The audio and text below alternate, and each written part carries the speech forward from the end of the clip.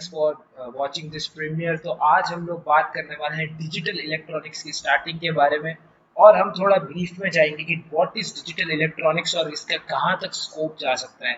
और हम इसके बारे में भी थोड़ा बहुत जानेंगे कि डिजिटल इलेक्ट्रॉनिक्स में अपन क्या क्या कंपोनेंट्स को यूज़ करते हैं। आप लोगों ने आईसीज वगैरह के बारे में जो सुना होगा, तो ये क्या चीज़ें होती हैं। अब ये भी देखेंगे कि जो अब आर्डिनो होता है, ठीक है, कि वो आपको थोड़ा बहुत एक्सप्लेन करने की कोशिश करूंगा। तो ये सारी चीज़ें हम डिजिटल इलेक्ट्रॉनिक्स के अंदर बात करेंगे। तो फटाफट से हम स्टार्ट करते हैं और देखते हैं डिजिटल इलेक्ट्रॉनिक्स क्या है। तो सबसे पहले हम बात करते हैं कि व्हाट इज डिजिटल मीन्स, जो कि एक बहुत इंपॉर्टेंट कंसेप्ट है कि डिजिटल का एक्जैक्टली मतलब क्या होता है। तो अगर मैं इस डिजिटल वर्ड को दो वर्ड में इसको ढंग से तोड़ूं तो मेरे पास आता है डिजिट। तो अब हमारे जो कंप्यूटर सिस्टम्स होते हैं, आप कोई भी उठाते हो तो उसके अंदर दो कौन से डिजिट्स होते हैं जिनको हम यूज़ करते हैं, वो नॉर्मली होते हैं तो 0 या 1। हम नॉर्मली इनकी सीरीज को यूज करते हैं, है ना। तो आपने एनालॉग सिस्टम्स के बारे में जानते होंगे कि डिजिटल और एनालॉग दो अलग अलग चीजें होती है। एनालॉग सिस्टम वो सिस्टम्स होते हैं जो कि आप कार वगैरह में नॉर्मली यूज करते हो, ओडोमीटर्स वगैरह के अंदर। और डिजिटल सिस्टम्स होते हैं थोड़े अलग तरह के सिस्टम्स जो कि एडवांस हो, मॉडिफाइड फ्यूचरिस्टिक सिस्टम्स के अंदर यूज होते हैं। जैसे डिजिटल वॉचेस हो गई, ये सारी चीज हो गई। तो ये सारा चल किस में रहा है, डिजिटल क्या है, ये जो इसके ये एक डिवाइस है, तो ये चल किस पे रहा है, ये चल रहा होगा इलेक्ट्रिसिटी पे, वोल्टेज पे। तो अब क्या होता है, इसके अंदर या तो करंट क्या होगा, या तो हाई होगा या करंट लो होगा। अब ये हाई लो कौन बताता है, ये डिजिट बताता है। 0 मतलब होता है लो, 1 मतलब होता है हाई। तो इनके कॉम्बिनेशन से, इनकी सीरीज की कॉम्बिनेशन से हमें आउटपुट देखने को मिलता है। तो अल्टीमेटली ये जो है, ये चीज़ एक्सप्लेन करती है कि डिजिटल का मतलब क्या होता है। अब डिजिटल सिस्टम्स जो होते हैं वो कंटिन्यूस सिस्टम्स नहीं होते, लेकिन अगर आप मैं बात करूँ ओडोमीटर्स वगैरह की, ये जो आप एनालॉग सिस्टम्स की बात करूँ तो थोड़ा बहुत कंटिन्यूस होते हैं। डिजिटल सिस्टम्स कंटिन्यूस नहीं होते हैं, और मोर ओवर ये वैल्यू और टाइम में भी डिस्क्रीट होते हैं, है ना। ये चीज़ आपको ध्यान रखनी पड़ेगी। तो वो सारे सिग्नल्स बाइनरी के अंदर आप वो कैप्चर करता है और उसको different different voltage value assign करता है, जो हमें आउटपुट देखने को मिलता है। तो सारा गेम जो है वो दो चीज़ों के ऊपर जो है डिपेंड करता है। और पहला जो है वो है 0 और दूसरा है 1। तो ये एक बेसिक इंट्रोडक्शन था what is digital. Now will just move to our next thing, what is digital electronics means. तो डिजिटल इलेक्ट्रॉनिक्स बेसिकली क्या होता है कि एक इलेक्ट्रॉनिक्स की अलग फील्ड है। अब वापस अगर आप इसके वर्ड का ब्रेक थ्रू करोगे, तो डिजिटल इलेक्ट्रॉनिक्स क्या होता है कि दो वर्ड्स हैं, डिजिटल एंड इलेक्ट्रॉनिक। तो फर्स्ट वर्ड जो है डिजिटल, जिसका मतलब मैं आपको पहले ही बता चुका हूँ, और इलेक्ट्रॉनिक्स एक फील्ड है, इंजीनियरिंग की एक फील्ड है, जिसके अंदर हम इलेक्ट्रिकल सिस्टम्स के ऊपर डील करते हैं। तो बेसिकली क्या होता है, इसमें हम क्या देखते हैं कि डिजिटल सिग्नल्स के ऊपर हम स्टडी करते हैं, ठीक है, जो कि इंजीनियरिंग डिवाइसेस के अंदर प्रोड्यूस हो रहे हैं, और उसको कैसे अपन को यूज करना है। जैसे जो 0 और 1 के कॉम्बिनेशन है, इनको अपने फेवर में हम कैसे यूज कर सकते हैं, जो हमें डिजायर्ड वोल्टेज दे सके, यानी डिजायर्ड हमें आउटपुट दे सके। जैसे सपोज करो कि मेरे को एक रोबोटिक कार बनानी है, तो मैंने एक रोबोटिक यहाँ पर एक कार बनाई, ठीक है। अब मैं क्या चाहता हूँ कि मैं चाहूँ तब इसकी मोटर घूमे, मैं चाहूँ तब ये मोटर ना घूमे, तो एक डिजिटल सिस्टम हो जाएगा।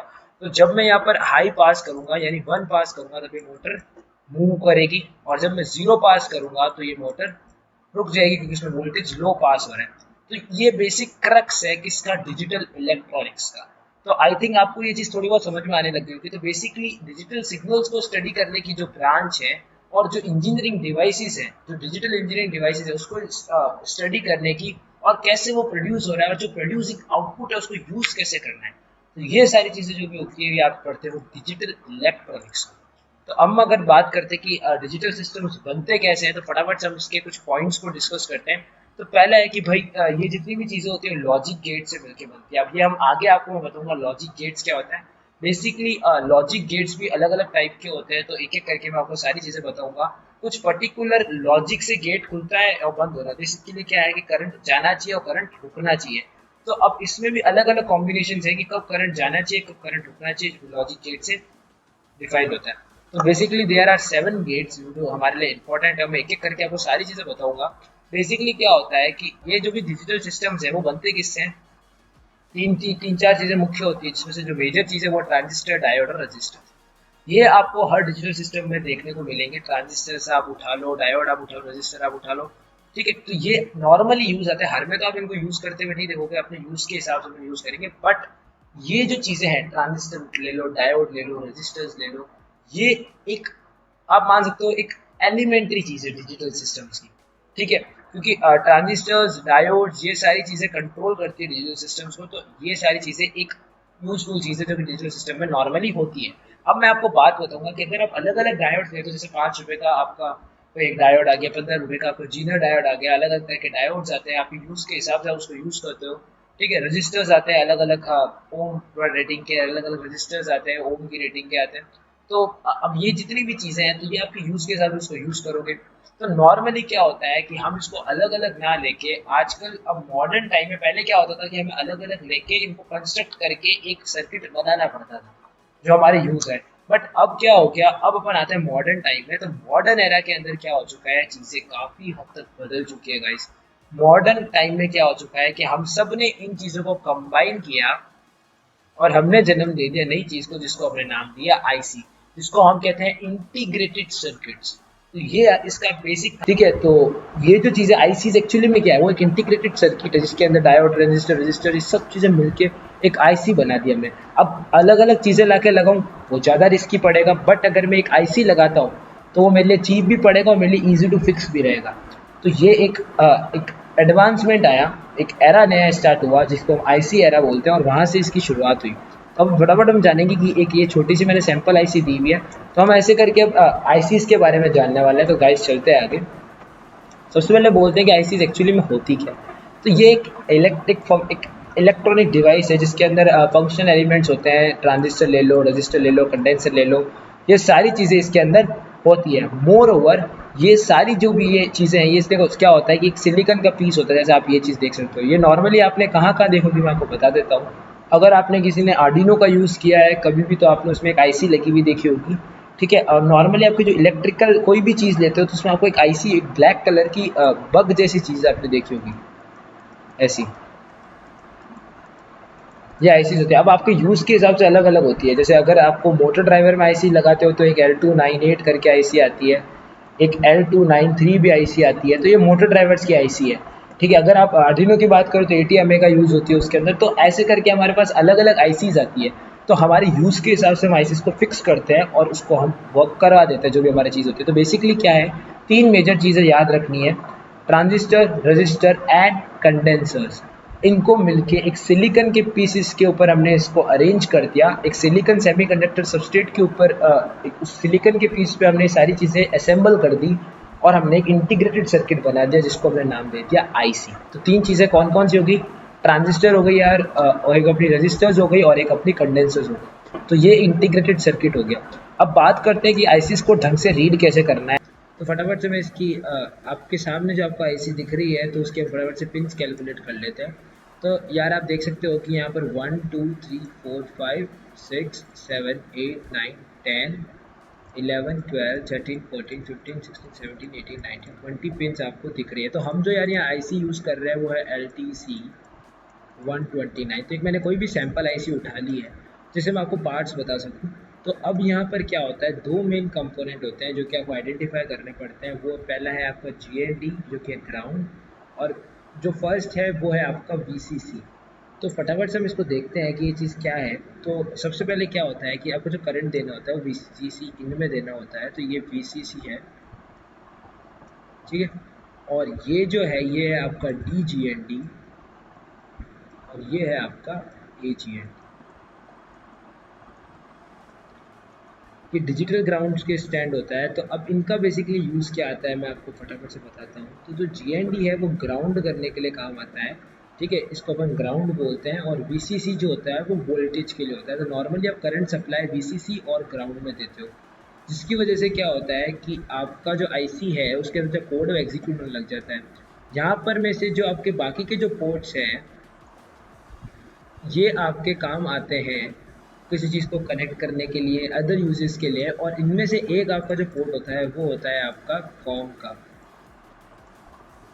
अब ये बेसिकली काम आता है, ये जो पोर्ट होता है ये काम आता है अपने कोड को इस आईसी में फीड करने के लिए। अगर आपने आर्डिनो देखा होगा तो उसमें कॉम 9 कॉम 8 करके सीरियल पोर्ट्स होते हैं जो कि हम यूज़ करते हैं इस आईसी के अंदर कोड करने के लिए। अब सैंपल दे देते हैं आपको, छोटी सी आईसी दे देता हूँ मैं, और हम ट्राई करेंगे इस आईसी को रीड करने की। और एक्सप्लोर करने की। तो सबसे पहले क्या है कि एक छोटी सी अपने आईसी लेते हैं और इन पॉइंट्स को एक एक करके कवर करते हैं। जैसे सपोज करो कि एक आईसी है अपने पास, कुछ इस तरीके से दिखती है, ठीक है।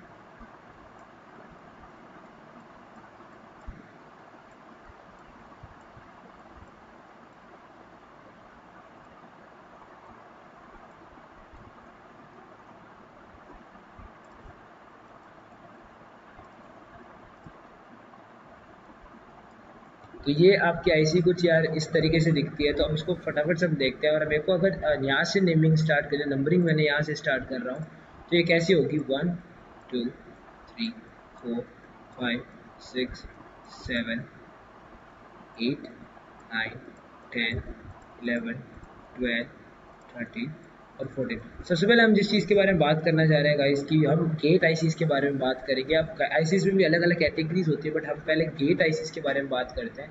तो आप यहाँ पर अब पॉइंट्स को भी देखेंगे, साइड बाय साइड आईसीज के अंदर भी कंसिडर करेंगे।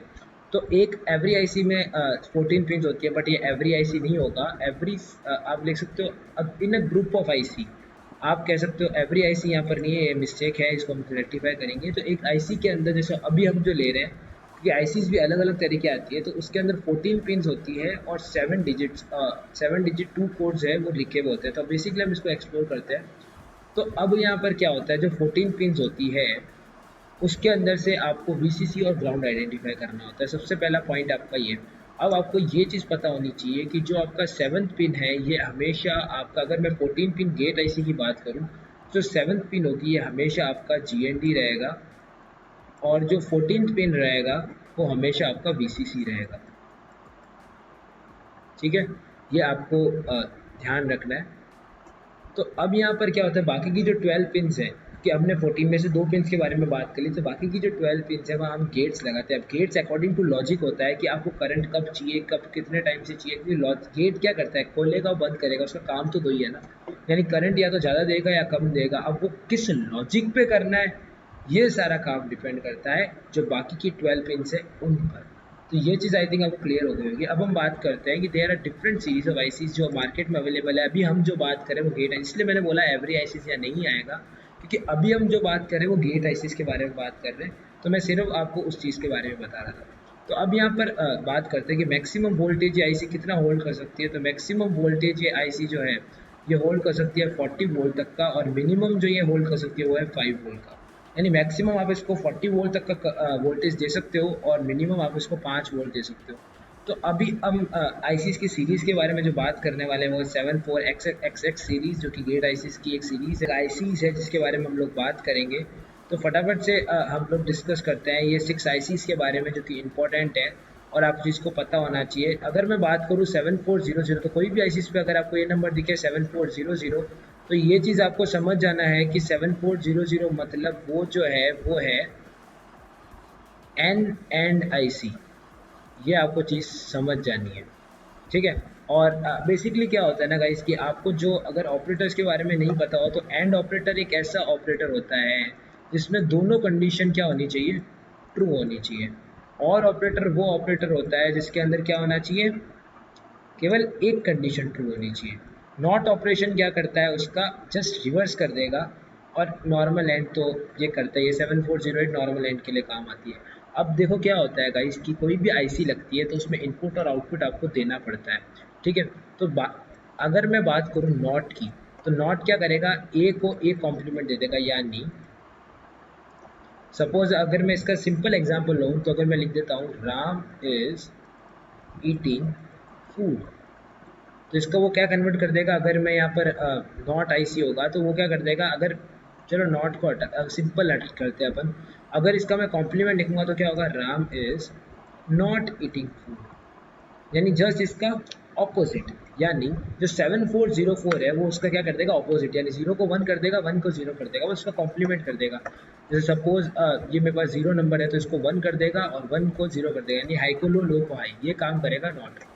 एंड तो दोनों कंडीशन ट्रू होने के बाद एग्जीक्यूट होगा। तो इसमें क्या देखते हैं, नॉट में एक इनपुट होगा और एक आउटपुट होगा, वेयर एज अदर आईसीज के अंदर 2 इनपुट होंगे और एक आउटपुट होगा। अब वो किसी किसी में आउटपुट भी बदल सकता है, तो वो सारी चीज़ें डिपेंड करती है आईसी के ऊपर। तो जनरली क्या होता है कि केवल नॉट ऐसा है जिसके अंदर केवल दो टर्मिनल होंगे, एक इनपुट और एक आउटपुट के, बाकी में इनसे ज़्यादा ही होते हैं। तो ये चीज़ आपको ध्यान रखनी है। वेयर अगर मैं बात करता हूँ ये 7476 की, तो ये फ्लिप फ्लॉप मेमोरी के लिए यूज़ होती है और इसके अंदर मेमोरी स्टोर होती है। तो ये IC74 जो XX सीरीज़ है, काफ़ी अच्छी सीरीज़ है जिसके अंदर आपको सारी ICs देखने को मिलती है और एक गेट ICs की पूरी एक सीरीज़ है। तो आई थिंक आपको 74 कंप्लीट हो गया होगा। कुछ फैक्ट्स के बारे में बात कर लेते हैं गाइस। जो हमने पहले देखा था कि VCC का मतलब क्या होता है, तो VCC का मतलब होता है वेरिएबल कांस्टेंट कलेक्टर। और आपने जैसे, ये तो मैं फैक्ट आपको बता ही चुका हूँ कि नॉट के अलावा बाकी सब में 3 या 3 से ज़्यादा फंक्शन एक्वायर करता है, बट इस गेट IC से नॉर्मली 3 तक ही जाता है। तो या तो नॉट नॉट जो होगा उसमें सिर्फ 2 पोजीशन एक्वायर करेगा इनपुट आउटपुट की, और बाकी के ICs के अंदर कभी 1-2 इनपुट होगा, कभी 2-3 इनपुट होगा, वो डिपेंड करेगा, बट होगा 3। ठीक है, 3 से ज़्यादा नहीं हो सकता गेट ICs के अंदर। तो ये चीज़ आई थिंक आपको क्लियर हो चुकी होगी गाइस। तो आई थिंक आपको ये पूरा जो प्रीमियर था ये काफ़ी अच्छा लगा होगा और आपके काफ़ी डिजिटल इलेक्ट्रॉनिक्स में कंसेप्ट क्लियर हुए होंगे। तो अगर आपको इस वीडियो से कुछ भी रिमार्क मिल दिखे तो लाइक शेयर सब्सक्राइब जरूर करना, शेयर करना हर कॉलेज स्टूडेंट के साथ अपने। Till then guys, go and shine, see you soon, this is Harshvardhan shining.